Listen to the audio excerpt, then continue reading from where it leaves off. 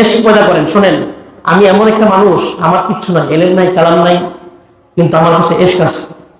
আমি সহ্য করতে পারি না, আমার ঘরের লোক হোক, আমার আত্মীয় স্বজন হোক, বাতিল আকীদা হয়েছে, চলে যান, ভিক্ষা করে খাবো, আমি ভিক্ষা করে আমি খাবো, তারপর বাতিল আকীদার লোকের সাথে আমার হাত কখনো মিলবে না, তাদের সাথে আমি কখনো হাসি মুখে কথা বলতে পারবো না, যতক্ষণ না তারা আকীদা ফিরিয়ে না আছে। হাসরের ময়দানে কি জবাব দিব রাসূলের কাছে? কি জবাব দিব আল্লাহর হাবিবের দরবারে? দুনিয়াতে কাঠগড়া আছে, একটা আসামি যখন কাঠগড়ায় দাঁড়ায়, সে তরতর করে কাঁপে, ভয় নাই?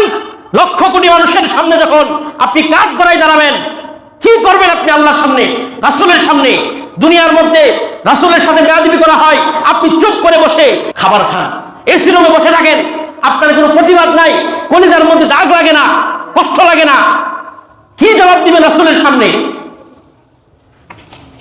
সেই জন্য এশকে রাসূলটাকে গলার মালা বানান, নবীর প্রেমে পাগল হয়ে নিজের জীবন কুরবান করা, এর চেয়ে বড় সফলতা আমি মনে করি আর কিছু না।